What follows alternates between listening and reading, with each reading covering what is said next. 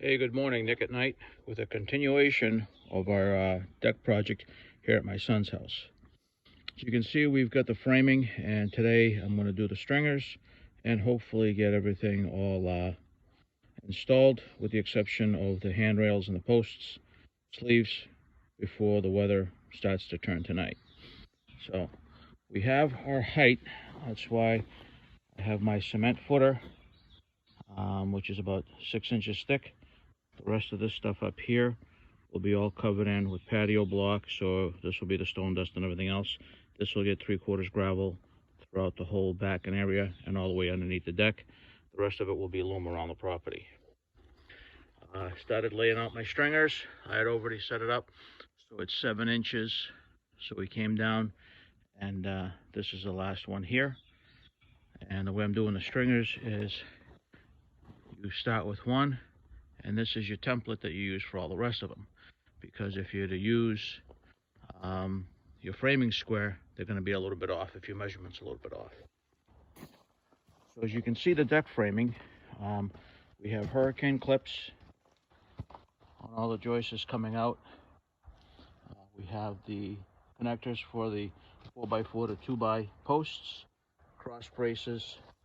Those are done with the lag screws or the ledger locks.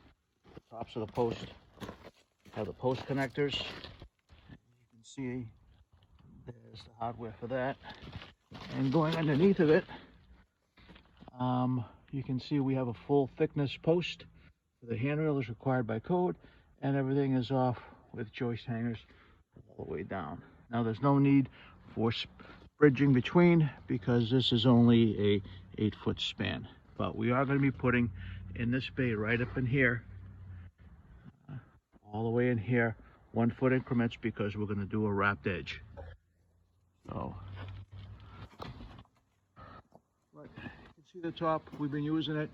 Makes it a little bit easier access to get in, and also on the very top of this we will be putting the Permatex product. It rained pretty well last week and it's held up pretty good. I still got to get out the sheet metal brake and make the angle piece before all the decking goes down up against the house as required by code. And this is my framing square that I used with a piece of wood and the clamps so I can get my rise and run of 7 and 11. But all in all, you can see the rim joist here. We have it fastened in with the timber lock screws, nice and flush, so I can put my PVC trim, which is all right there. And one of the other things is we have the 1x12s here, which we'll be putting on the outside pieces of the stringers. So then this way here, they'll have a nice finished edge, and that's going to be done with the router. So hope you like it. If you have any questions, just leave a comment and I'll try to respond as quickly as I can.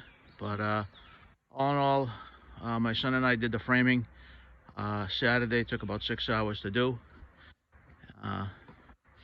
This yesterday was about 4 hours in planning to get all the gravel and stuff.